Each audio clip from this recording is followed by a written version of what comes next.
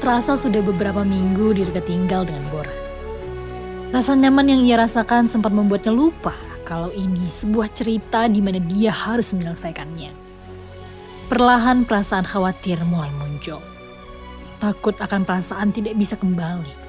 Bersamaan dengannya, takdir pedih yang sudah lama mengintai mulai mendekati.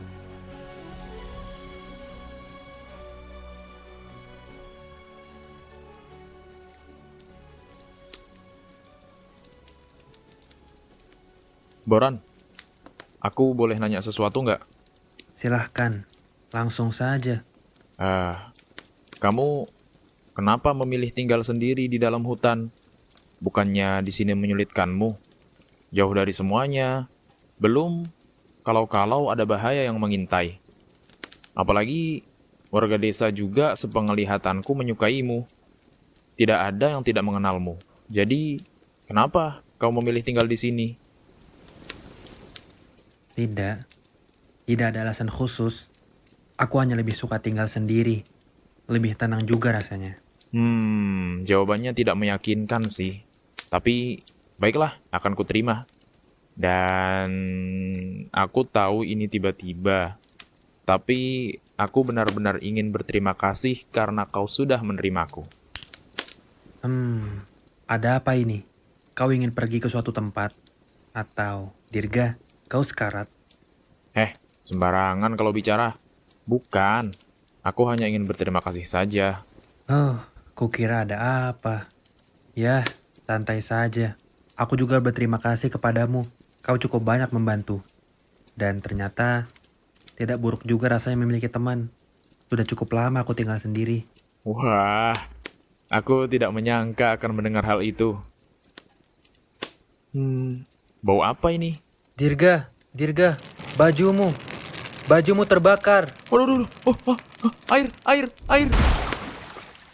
Wah, makasih loh. Makanya, kalau lagi ngobrol, jangan sambil ngelamun. Sini, biar kau lihat lukamu. Aduh. Ambil lidah buaya di rumah. Ini bisa sembuh, tapi akan meninggalkan bekas luka bakar. Tak apa, asal bisa sembuh.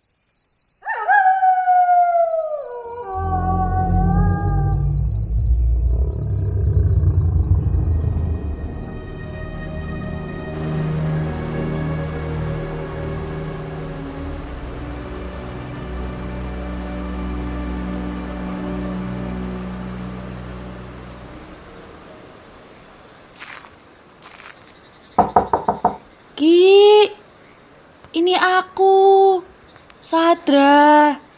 Buka pintunya.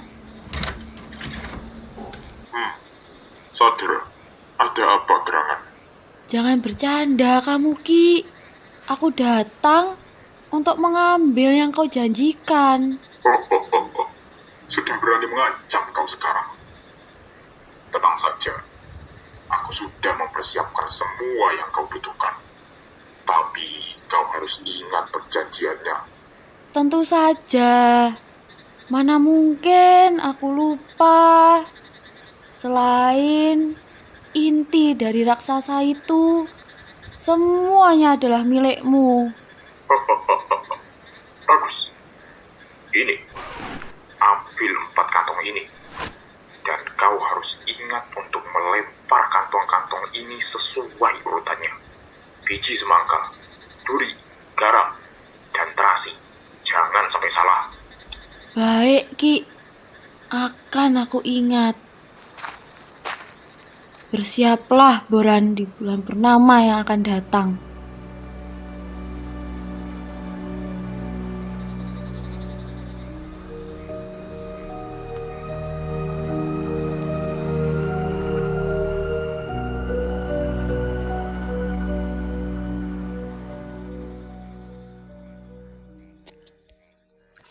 Hari ini kau jangan pergi ke rumah Mbok Sadra. Hah? Kenapa? Padahal aku lagi bersiap mau ke sana. Kalau kau pergi ke sana, kau pasti pulang malam. Malam ini purnama. Memang ada apa dengan purnama? Aku belum memberitahumu ya. Setiap purnama, ada raksasa yang selalu berkeliling di desa dan sekitarnya. Dia akan memakan makhluk hidup apapun yang terlihat di depannya, dari hewan ternak sampai manusia. Makanya, kamu jangan pergi keluar malam ini. Sebentar, kau bilang raksasa, dan kau baru bilang hal sepenting itu sekarang. Ya, karena ini purnama pertamamu sejak kau datang. Setidaknya, aku memberitahumu sekarang. Wah, terima kasih loh untuk pemberitahuannya.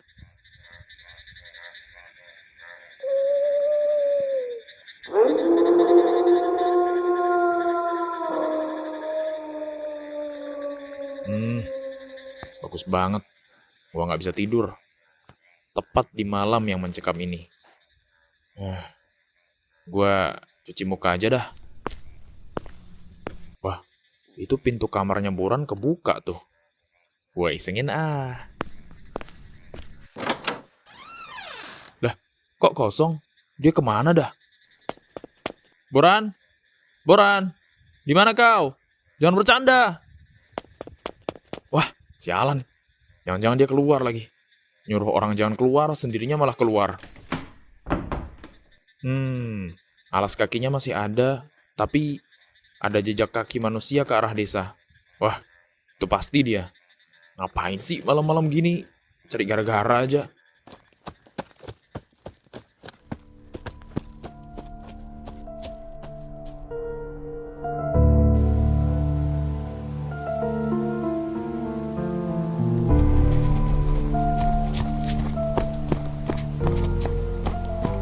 Nah, jejaknya habis di sini nih.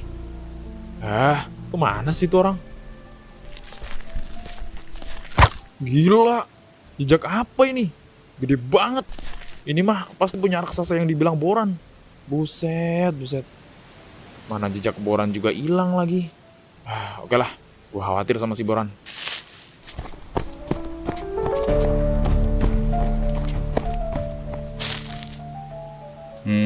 Ini sih jejaknya ke arah pinggir desa ya.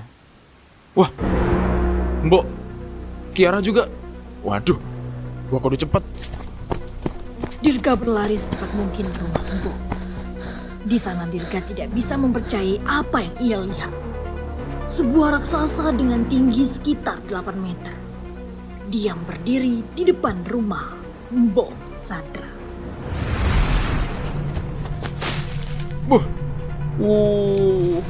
Gede banget. Beneran ada ternyata ya raksasa begituan. Aku tidak akan memberikan anakku kepadamu. Tidak ada yang meminta anak, Mbok. Aku hanya datang untuk menagih janjiku. Sama saja. Hal yang ingin kamu ambil itu setara dengan nyawa anakku. Mbok, sejak awal barang itu adalah milikku. Aku hanya datang meminjamkan barang itu kepada Mbok. Maka saat aku ingin mengambil kembali, aku akan datang. Dan Mbok tidak punya hak untuk menolak. Tidak, kau hanya memanfaatkan anakku. Kau tahu, kalau anakku tumbuh dengan baik, maka biji inti emas itu akan berkembang dengan baik. Dan kau bisa menjadi sosok manusia sepenuhnya. Hah? Inti emas? Inti? Biji? Mbok, waktu putrimu sekarat karena perbuatan para perampok itu, aku yang menyelamatkannya. Aku pinjamkan inti raksasa emasku kepada kalian. Aku terpaksa meminum darah hewan ternak yang menjijikkan itu. Dan kau berjanji akan mengembalikannya setelah 1 dasawarsa di purnama terakhirnya. Maka aku datang untuk menagih janji. Janji Mbok? Oh, ini cerita Timun Mas. Wah, ini ceritanya nggak terlalu mirip sih. Tapi satu-satunya cerita yang mungkin cuma ini. Kenapa baru sadar sekarang dah?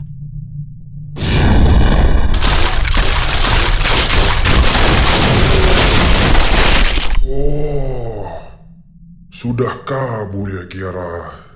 Percuma saja. Kau akan kutangkap.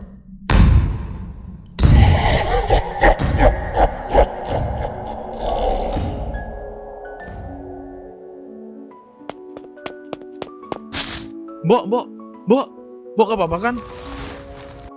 Dirga, tolong anakku.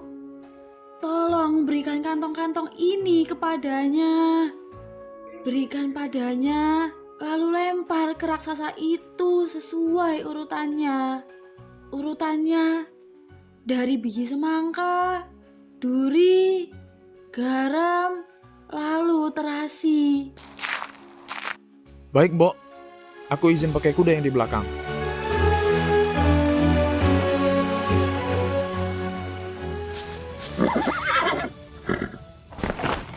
Urutannya persis kayak yang gue tahu. Berarti ini bener-bener cerita Timun Mas.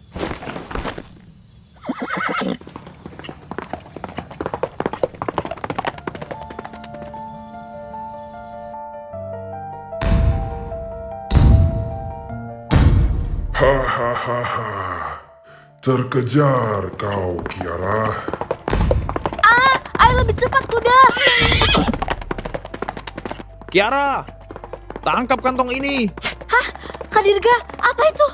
Lempar ke raksasa.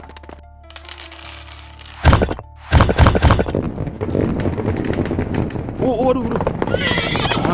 Gak ada briefing apa? Gue masih di belakang nih. Untung gue udah jago bawa kudanya.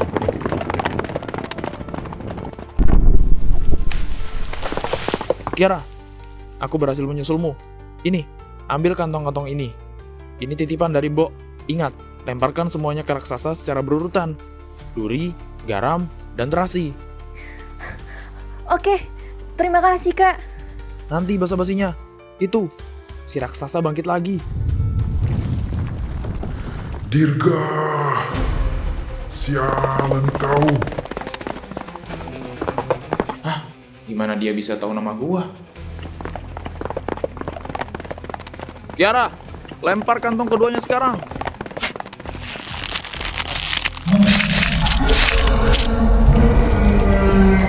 Dirga, beginikah cara kau berterima kasih kepada orang yang menyelamatkanmu? Kak, sedang apa? Kenapa berhenti? Tunggu sebentar. Apa maksudmu, wahai raksasa? Aku, Boran. Mana mungkin? Kau pasti berbohong dan sudah memakannya. Tidak, aku bisa membuktikannya. Kau datang ke rumahku. Setelah aku selamatkan jatuh ke lubang buatan para pemburu. Kau datang ke rumah Bo pertama kali bersamaku. Enggak! Bohong! Kau pasti bohong! Kau punya luka bakar baru di tanganmu karena tidak fokus saat membakar jagung. Tapi, nggak mungkin. Dirga, aku tahu kau orang baik. Tapi berbuat baik juga ada caranya. Lihat yang kau bantu. Mereka lah pencurinya. Mereka yang tidak tahu mengembalikan inti emasku. Aku hanya datang untuk mengambil hakku. Bohong, kau berbohong. Lalu, bekas tusukan di dadamu itu apa? Ini hanya tanda lahir, kata Mbok. Dan kau percaya itu? Aku tahu kau tidak bodoh, Kiara. Tapi bagaimana mungkin selama ini? Benar, sungguh benar apa yang Mbok katakan. Selama ini aku mengunjungi kalian berdua untuk memastikan kalau inti emasku itu baik-baik saja. Tapi itu tidak menjadi penyebab bahwa yang kulakukan salah. Diam! Diam kalian berdua!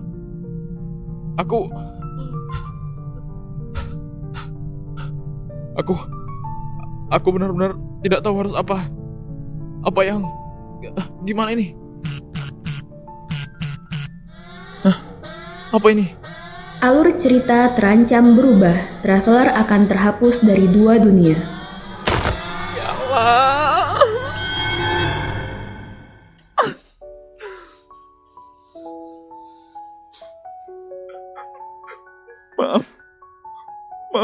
Maafkan aku, Boran.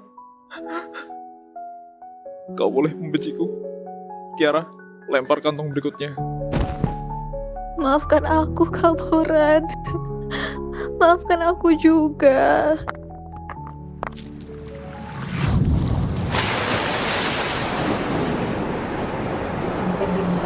Dirga! Dirga! Maafkan aku, Boran. Kiara, lempar kantong terakhirnya. Ya Allah.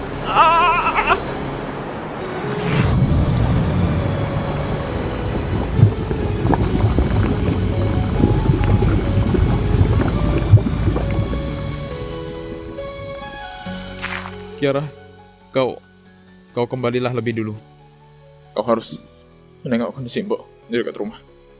Baik, Kak.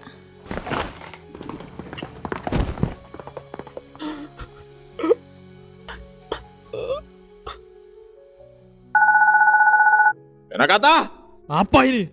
Kenapa harus gua? Kenapa harus gini? Shh, tenanglah Dirga, tenang. Ini kenyataannya. Terkadang di dunia ini tidak berarti siapa yang benar atau siapa yang salah. Atau hati nurani siapa yang dipermainkan. Kita hanya bisa mengikuti garis takdir yang sudah ditentukan. Dan inilah kenyataannya. Tidak selalu apa yang kita anggap benar atau yang kita inginkan akan terjadi. Dan sekarang, lihatlah pintu itu. Masuklah, lalu ucapkan mantranya sebelum hilang. Ayo Dirga, cepat. Sekali lagi, maafkan aku, sahabatku, Boran. Yadra, Nusantara.